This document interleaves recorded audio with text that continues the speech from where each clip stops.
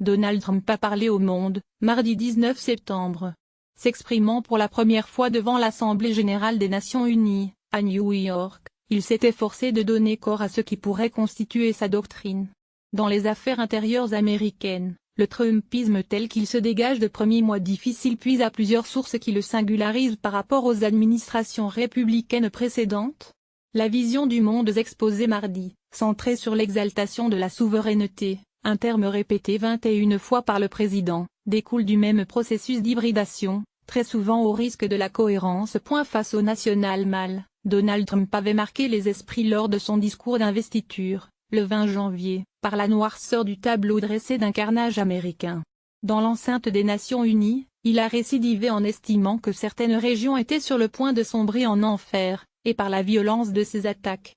Il n'est en effet pas courant qu'un État membre de l'ONU, a fortiori le plus puissant, menace de détruire totalement un autre pays devant ses propres représentants. Le roquettement nord-coréen et sa mission suicide. Le président Donald Trump a franchi ce pas en promettant de passer à l'acte si son pays est obligé un jour de se défendre ou de défendre ses alliés contre Pyongyang. Trump s'est d'ailleurs inspiré de ses messages agressifs publiés sur son compte Twitter pour estimer à propos de Kim Jong-un que ce dernier, qualifié comme dimanche de roquettement homme-fusée, en allusion à la multiplication des essais balistiques, s'est engagé dans une mission suicide.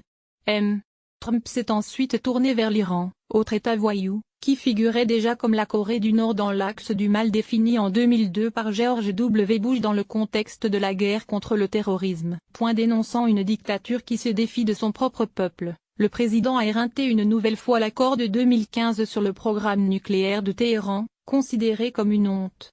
Nous ne pouvons pas respecter un accord s'il sert à couvrir l'éventuelle mise en place d'un programme nucléaire, a-t-il assuré alors que l'Agence internationale de l'énergie atomique, EA, assure que le régime iranien respecte ses engagements. Pivotant vers Cuba et surtout le Venezuela, dans un lointain écho à des propos qu'aurait pu prononcer Ronald Reagan au début des années 1980, le président a assuré que partout où le socialisme ou le communisme ont été appliqués, ils ont apporté l'angoisse, la dévastation et l'échec.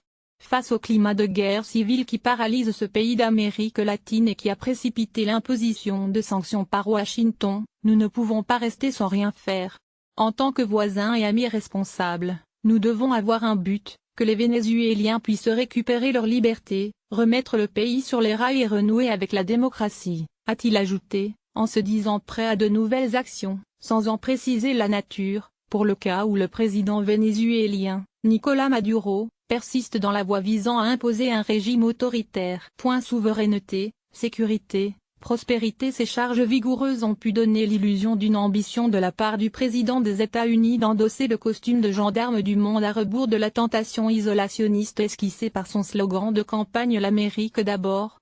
Elles ont masqué la réaffirmation, dans la continuité cette campagne, d'une vision du monde centrée sur la promotion de la souveraineté nationale, pilier avec la sécurité et la prospérité d'un ordre fondé sur un grand réveil des nations.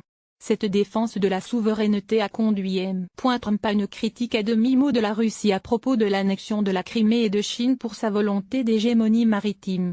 Cependant, Moscou et Pékin n'ont été nommément cités qu'à l'occasion d'un hommage à leur vote en faveur de sanctions contre Pyongyang, en août et en septembre.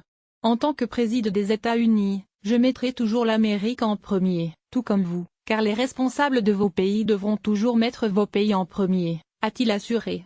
Améliorer les conditions de vie de nos peuples exige aussi que nous travaillions ensemble dans une étroite harmonie et une unité pour créer un avenir plus sûr et pacifique pour tout le monde, a poursuivi Trump, sans détailler comment la somme d'intérêts particuliers pourrait automatiquement favoriser le bien commun. Lorsqu'il a évoqué le rôle des Nations Unies dans la crise nord-coréenne, Trump a d'ailleurs eu une formule curieuse en demandant de voir comment elles s'y prendront, comme si son pays n'en était pas l'un des principaux acteurs. Les menaces agitées contre la Corée du Nord, l'Iran et le Venezuela ont prouvé Trump pouvait avoir une conception à géométrie variable de ce